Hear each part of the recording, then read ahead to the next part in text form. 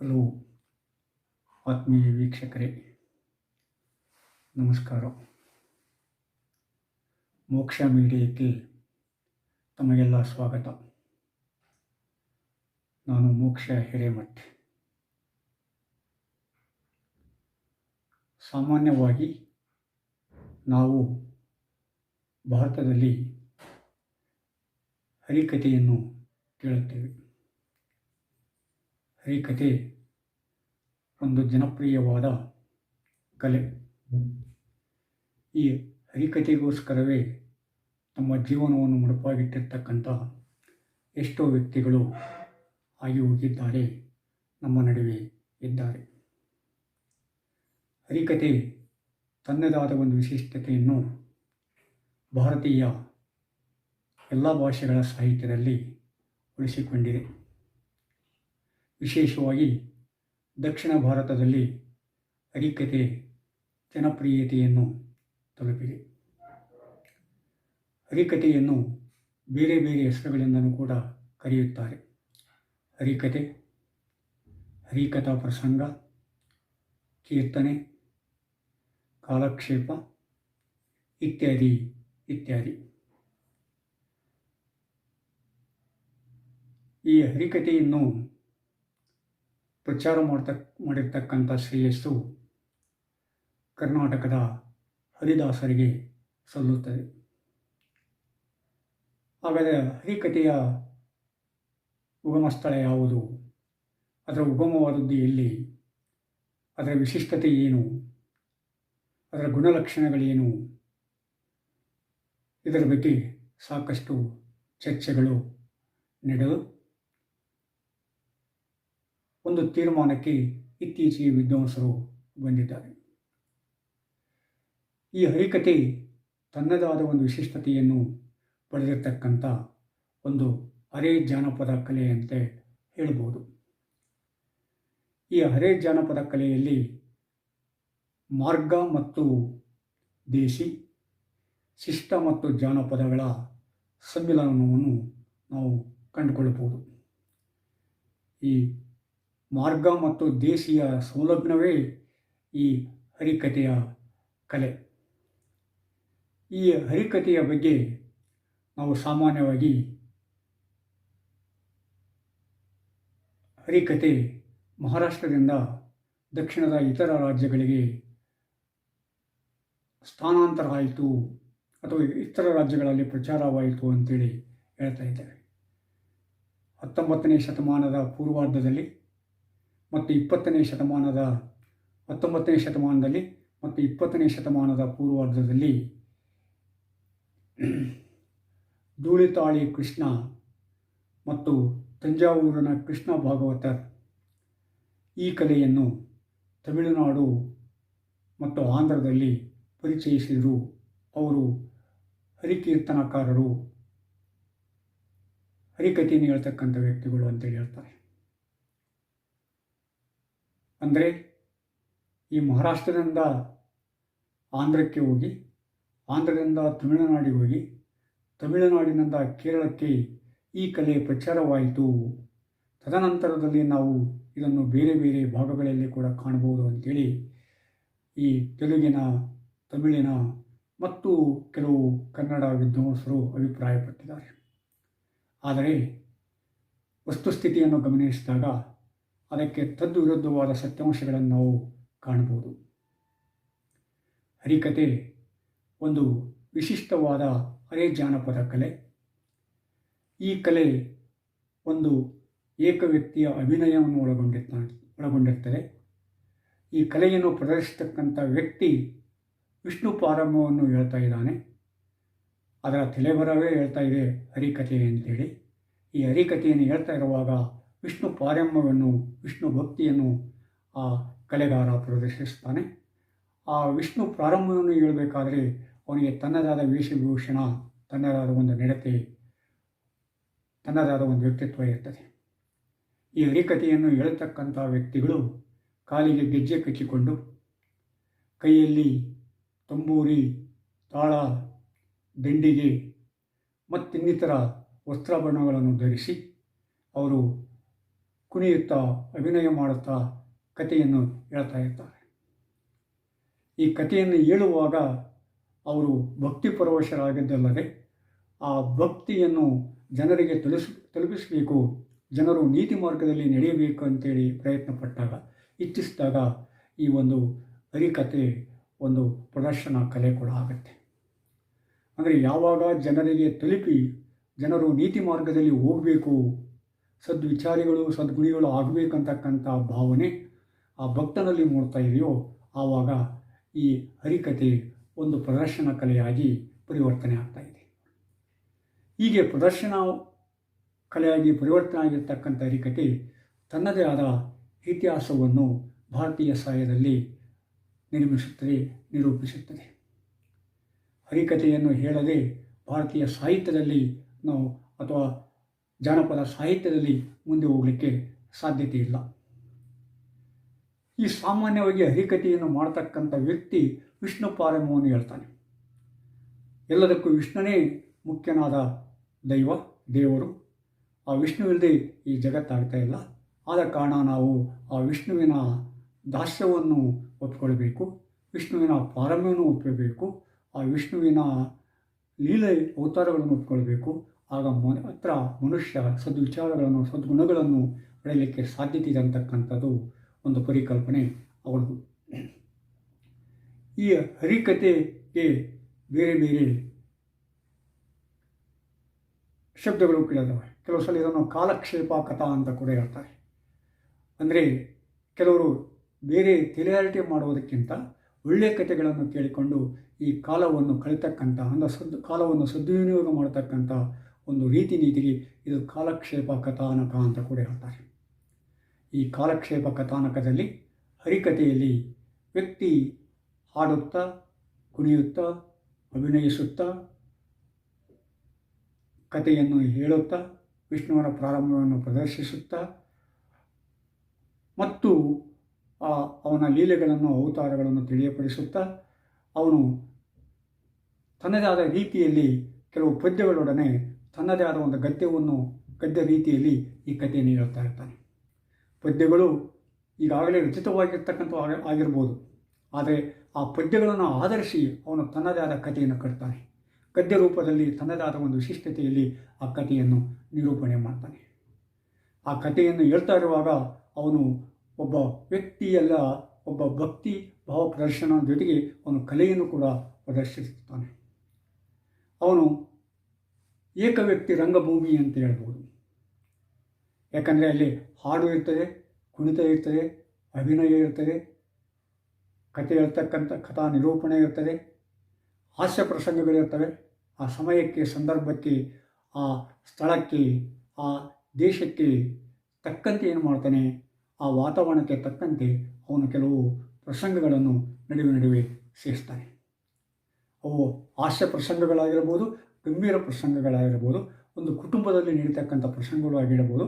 ಅವನು ತನ್ನದಾದ ಶೈಲಿಯಲ್ಲಿ ಆ ಕಥೆಗಳನ್ನು ಮಿಶ್ರಣ ಮಾಡುವುದರ ಮೂಲಕ ಹರಿಕಥೆಗೆ ಮತ್ತಷ್ಟು ಸೊಗಸನ್ನು ತುಂಬುತ್ತಾನೆ. ಈ ರೀತಿಯಾಗಿ ಈ ಹರಿಕಥೆಯನ್ನು ಮಾಡ್ತಕ್ಕಂಥ ವ್ಯಕ್ತಿಗಳು ವಿಶಿಷ್ಟವಾದ ರೀತಿಯಲ್ಲಿ ತಮ್ಮ ಕಲೆಯನ್ನು ಪ್ರದರ್ಶಿಸುತ್ತಾರೆ. ಆದ ಕಾರಣ ನಾವು ಈ ಹರಿಕಥೆಯನ್ನು ಅರೆ ಜಾನಪದ ಕಲೆ ಅಂತ ಕೂಡ ಹೇಳ್ತಾರೆ. ಅದಕ್ಕಿಂತ ಮೊದಲು ಕೀರ್ತನ ಅಂತ ಹೇಳ್ತಿದ್ದಾರೆ. ಕೀರ್ತನ ಬೇರೆ ಆಗಿಬಿಡ್ತದೆ. ಅದು ಶಿವನ ಪಾರಂಭವನ್ನು ಅಥವಾ ವಿಷ್ಣುವಿನ ಪಾರಂಭವನ್ನು ಹೇಳ್ಬೋದು. ಆದರೆ ಅಭಿನಯ ಕಥಾಪ್ರಸಂಗಗಳು ಅಲ್ಲಿ ಬೇರೆ ರೀತಿಯಾಗಿ ಬರ್ತವೆ. ಅದು ಒಂದು ಶಿಷ್ಟಕಲೆ ಆಗಿರ್ಬೋದು. ಆದರೆ ಈ ಹರಿಕಥೆ ಶಿಷ್ಟಕಲೆಯ ಜೊತೆಗೆ ದೇಶೀಯ ಕಲೆಯನ್ನು ಕೂಡ ಒಳಗೊಂಡಿರ್ತದೆ. ಅದು ಈ ಹರಿಕಥೆಯ ವಿಶೇಷತೆ. ಅದನ್ನು ಸಂಸ್ಕೃತದಲ್ಲಿ ಪರಿಕಥಾ ಅಂತ ಕೂಡ ಹೇಳ್ತಾರೆ. ಆದರೆ ಕೆಲವರು ಆ ಮಾತನ್ನು ಒಪ್ಕೊಳ್ಳೋದಿಲ್ಲ. ಪರಿಕಥಾ ಶಬ್ದ ಇರ್ಬೋದು, ಅದು ಆ ಪರಿಕಥೆನೇ ಹೋಗಿ ಆಗಿ ಹರಿಕಥೆ ಆಯಿತು ಅಂತೇಳಿ ಹೇಳ್ತಾರೆ.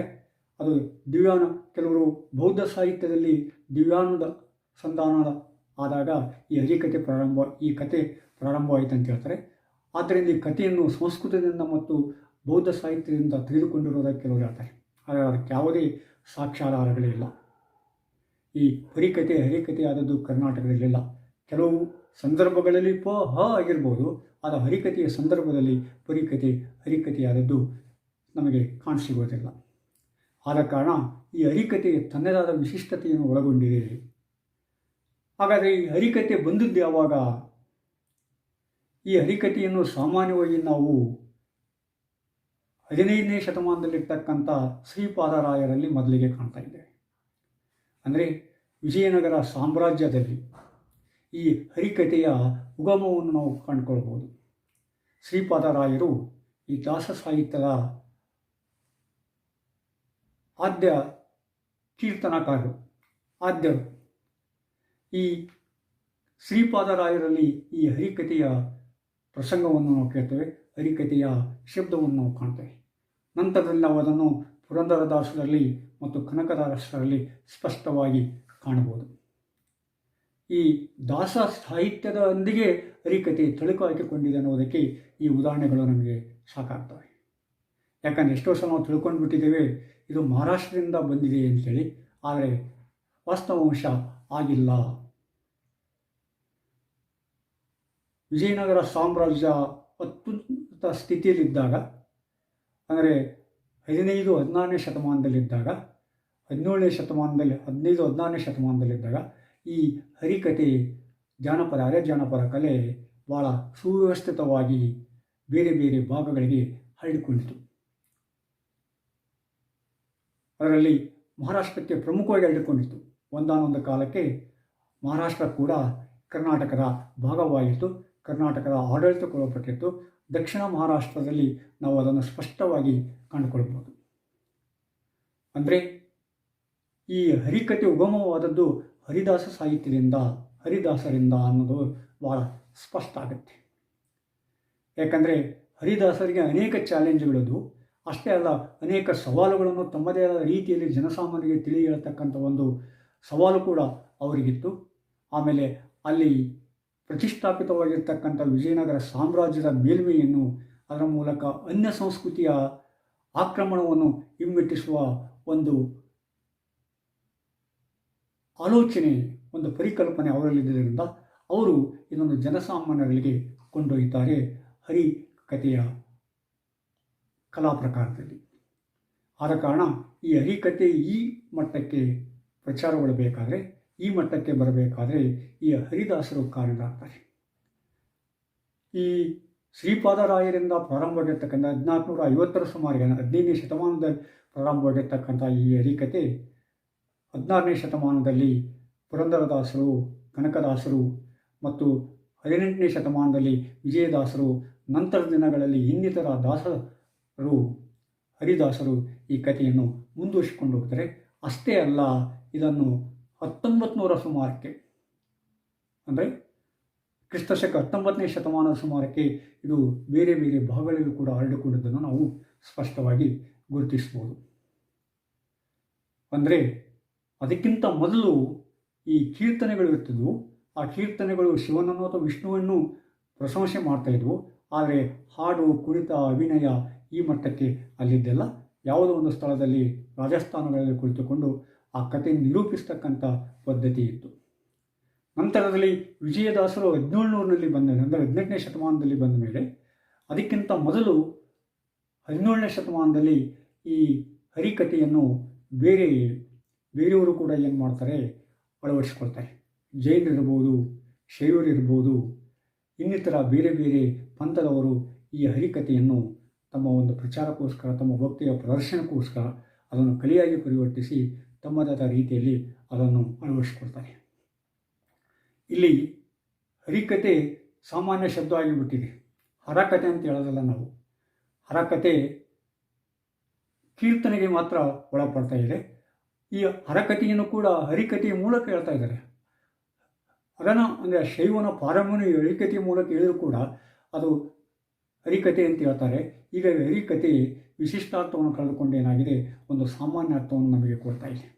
ಆದ ಕಾರಣ ಶಿವನ ಪಾರಮ್ಯವನ್ನು ಹೇಳಿದರೂ ಕೂಡ ನಾವು ಅದಕ್ಕೆ ಹರಿಕತೆ ಅಂತ ಹೇಳ್ತಾ ಇದ್ದೇವೆ. ಅದು 15ನೇ ಶತಮಾನದಿಂದ ನಡ್ಕೊಂಡಿರ್ತಕ್ಕಂಥ, ಇಲ್ಲಿವರೆಗೆ ನಡ್ಕೊಂಡು ಬಂದಿರತಕ್ಕಂಥ ಪದ್ಧತಿ. ಸೊ ಈಗಾದರೂ ಕೂಡ ನಾವು ಜನರ ಮನದಲ್ಲಿ ಈ ಹರಿಕತೆ ಅಂತ ಹೇಳ್ತಾ ಇದ್ದೇವೆ ಹೊರತು ಹರಕತೆ ಅಂತೇಳಿ ಹೇಳ್ತಾ ಇಲ್ಲ. ಇದನ್ನು ಬೇರೆ ಬೇರೆ, ಅಂದರೆ ಶೈವರು ಕೂಡ, ವೀರಶೈವರು ಕೂಡ ಇದನ್ನು ಅಳವಡಿಸ್ಕೊಂಡಿರೋ ಅನ್ನೋದಕ್ಕೆ 1650ರಲ್ಲಿರ್ತಕ್ಕಂಥ ಶಾಂತಿ ದೇಶಿಕೇಂದ್ರರು ತಮ್ಮ ತಂದೆ ಚೆನ್ನವೀರಾರ್ಯರು ಇದನ್ನು ಅಳವಡಿಸಿಕೊಂಡು ರಾಜಸ್ಥಾನಗಳಲ್ಲಿ ಪ್ರದರ್ಶಿಸಿದ್ರು ಅನ್ನುವ ಮಾತನ್ನು ಹೇಳ್ತಾ ಇದ್ದಾರೆ. ಹೀಗಾಗಿ ನಮಗೆ ಒಂದು ಮಾತು ಸ್ಪಷ್ಟವಾಗ್ತದೆ, ನಂತರ ಶೈವರು, ವೀರಶೈವರು, ಜೈನರು ಇತ್ಯಾದಿಗಳು ಇದನ್ನು ತಮ್ಮಲ್ಲಿ ಅಳವಡಿಸಿಕೊಂಡು ಅದನ್ನು ಮುನ್ನಡೆಸಿದರು ಅನ್ನೋದು ಕೂಡ ಅಷ್ಟೇ ಸ್ಪಷ್ಟವಾಗುತ್ತೆ. ಆದರೆ ಇದಕ್ಕೆ ಅತಿ ಹೆಚ್ಚಿನ ಪ್ರಾಮುಖ್ಯತೆಯನ್ನು ಕೊಟ್ಟಿರ್ತಕ್ಕಂಥವ್ರು ಹರಿದಾಸರು. ಆಮೇಲೆ ಇದರ ಬಗ್ಗೆ ವಿದ್ವಾಂಸರು ಕೂಡ ಹೇಳ್ತಾ ಇದ್ದಾರೆ. ಈ ಕೇಶವದಾಸ್, ಬಿ ಶಿವಮೂರ್ತಿ ಶಾಸ್ತ್ರಿ ಮತ್ತು ಎಂ.ವಿ. ಸೀತಾರಾಮಯ್ಯನಂಥ ವಿದ್ವಾಂಸರು ಇದು ಪ್ರಮುಖವಾಗಿ ಕರ್ನಾಟಕದಲ್ಲಿ ಉಗಮವಾಗಿರ್ತಕ್ಕಂಥ ಕಲೆ ಅನ್ನುವ ಮಾತನ್ನು ಹೇಳ್ತಾರೆ. ಆದರೆ ಅದನ್ನು ಆಧಾರ ಸಹಿತವಾಗಿ ಅವರು ಮಂಡಿಸಲಿಕ್ಕೆ ಹೋಗಲ್ಲ. ಆದರೆ ಅವರ ಅಭಿಪ್ರಾಯವನ್ನು ಈಗ ಸ್ಪಷ್ಟಪಡಿಸ್ತಕ್ಕಂಥ ಎಷ್ಟೋ ಸಂಗತಿಗಳು ನಮ್ಮ ಎದುರಿಗಿದ್ದಾವೆ. ಅದಕ್ಕಿಂತ ಮುಂದೆ ಹೋಗಿ ಕೇಶವದಾಸ್ ಹೇಳ್ತಾರೆ, ಈ ವಿಜಯಪುರ ಅಂದರೆ ಬಿಜಾಪುರ ಅಂತ ಏನು ಕರಿತಾ ಇದ್ದೀವಲ್ಲ, ಈಗ ವಿಜಯಪುರ ಆಗಿದೆ. ಆ ವಿಜಯಪುರದಲ್ಲಿ ಭೀಮಪ್ಪ ಗೋಸಾಯಿ ಮತ್ತು ತಿಮ್ಮಪ್ಪ ಗೋಸಾಯಿ ಅನ್ನೋರಿದ್ದರು. ಆ ಭೀಮಪ್ಪ ಗೋಸಾಯಿ ಮತ್ತು ತಿಮ್ಮಪ್ಪ ಗೋಸಾಯಿಯವರು ಶ್ರೀಮಂತರ ವಾಡೆಗಳಲ್ಲಿ ಈ ಅರೆ ಜಾನಪದ ಕಲೆಯನ್ನು ಪ್ರದರ್ಶಿಸ್ತಾ ಇದ್ದರು, ಹರಿಕಥೆಯನ್ನು ಪ್ರದರ್ಶಿಸ್ತಾ ಇದ್ದರು. ಆ ಹರಿಕಥೆಯನ್ನು ಪ್ರದರ್ಶಿಸುವಾಗ ಅವರು ಮಹಾರಾಷ್ಟ್ರದ ಅಂದರೆ ಕರ್ನಾಟಕದ ಭಾಗವಾಗಿರ್ತಕ್ಕಂಥ ಮಹಾರಾಷ್ಟ್ರದ ಇತರ ಭಾಗಗಳಲ್ಲಿ ಕೂಡ ಅವರ ಕಥೆಗಳು ಪ್ರಸಿದ್ಧಿಯನ್ನು ಪಡೆದವು. ಶ್ರೀಮಂತರ ವಾಡೆಯಲ್ಲಿ ಅವರ ಕಥೆಗಳು ಪ್ರಸಿದ್ಧಿಯನ್ನು ಪಡೆಯುವುದರಿಂದ ಅದರಿಂದ ಪ್ರಭಾವಿತಗೊಂಡ ಮರಾಠಿಗರು ಏನು ಮಾಡ್ತಾರೆ, ಅದನ್ನು ಮರಾಠ ಭಾಷೆಗೆ ಅಳವಡಿಸಿಕೊಂಡು ಮರಾಠಿಯಲ್ಲಿ ಅದನ್ನು ಮುಂದುವರಿಸ್ತಾರೆ ಅಂತ ಹೇಳಿ ಮಹಾರಾಷ್ಟ್ರದ ಮರಾಠಿ ಸಾಹಿತ್ಯದಲ್ಲಿ ಸಿಗ್ತಾ ಇದೆ ಈ ಮಾತು ಅನ್ನುವ ಮಾತನ್ನು ಕೂಡ ಕೇಶವದಾಸರು ಹೇಳ್ತಾರೆ. ಅಂದರೆ ಈ ಎಲ್ಲ ಉದಾಹರಣೆಗಳಿಂದ ನಮಗೆ ಸ್ಪಷ್ಟವಾಗ್ತಾ ಇದೆ, ಈ ಹರಿ ಕಥೆಯ ಉಗಮ ಕರ್ನಾಟಕ, ಅದು ವಿಜಯನಗರ ಸಾಮ್ರಾಜ್ಯ, ಹಂಪೆಯಿಂದ ಅದು ಬೇರೆ ಬೇರೆ ಪ್ರದೇಶಗಳಿಗೆಲ್ಲ ಹರಡಿ ಅದು ಬಿಜಾಪುರ ಮತ್ತು ಮಹಾರಾಷ್ಟ್ರದ ಭಾಗವಾಗಿರ್ತಕ್ಕಂಥ ಒಂದಾನೊಂದು ಕಾಲಕ್ಕೆ ದಕ್ಷಿಣ ಮಹಾರಾಷ್ಟ್ರ ಕರ್ನಾಟಕದ ಭಾಗವಾಗಿತ್ತು. ಈ ವಿಜಯನಗರ ಸಾಮ್ರಾಜ್ಯಕ್ಕೆ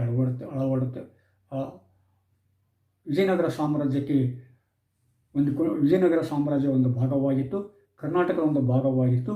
ಆದ ಕಾರಣ ಈ ಅಲ್ಲಿರ್ತಕ್ಕಂಥ ಗಡಿ ಭಾಗದಲ್ಲಿರ್ತಕ್ಕಂಥ ಈಗ ನಾವು ಇರ್ತಕ್ಕಂಥ ಗಡಿ ಭಾಗದಲ್ಲಿರ್ತಕ್ಕಂಥ ವ್ಯಕ್ತಿಗಳಿಂದ ಅದು ಮಹಾರಾಷ್ಟ್ರಕ್ಕೆ ಹೋಗಿ ಮಹಾರಾಷ್ಟ್ರದಿಂದ ಮತ್ತೆ ಅದೇನು ಮಾಡ್ತದೆ ಆಂಧ್ರಕ್ಕೆ ಬರ್ತದೆ, ಆಂಧ್ರದಿಂದ ತಮಿಳುನಾಡಿಗೆ ಬರ್ತದೆ, ತಮಿಳುನಾಡಿನಿಂದ ಕೇರಳಕ್ಕೆ ಹೋಗ್ತಾ ಇದೆ.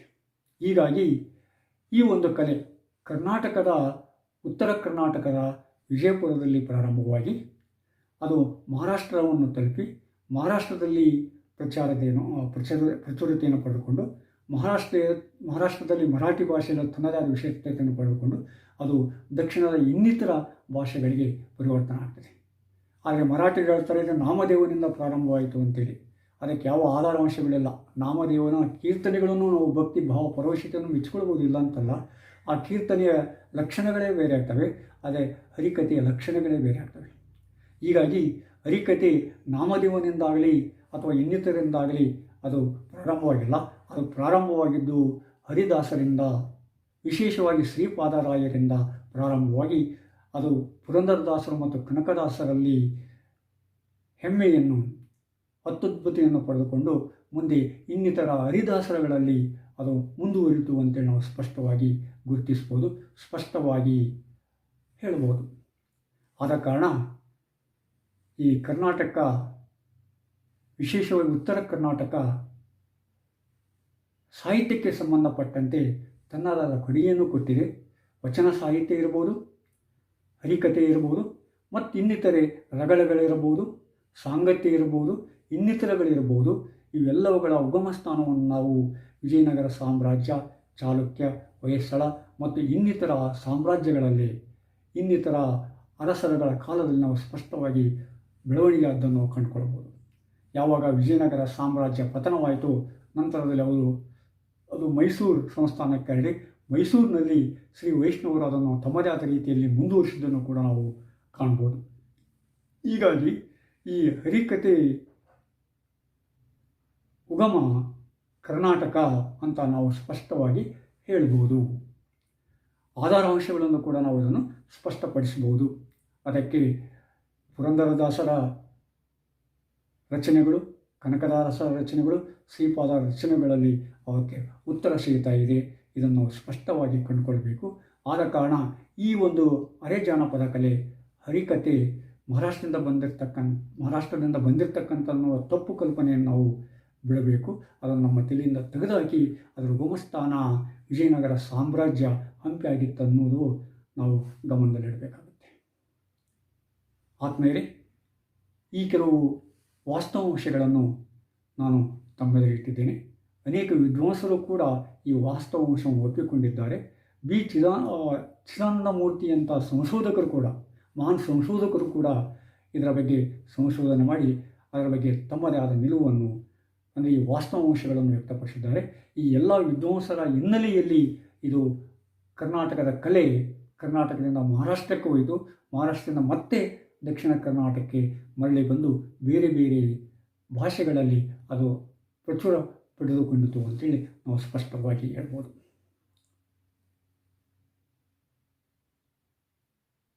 ಆತ್ಮೀಯರೇ, ಲೈಕ್ ಮಾಡಿ, ಶೇರ್ ಮಾಡಿ, ಮುಖ್ಯವಾಗಿ ಸಬ್ಸ್ಕ್ರೈಬರ್ ಆಗಿ. ಮತ್ತೆ ಮುಂದಿನ ಸಂಚಿಕೆಯಲ್ಲಿ ಭೇಟಿಯಾಗೋಣ. ನಮಸ್ಕಾರ.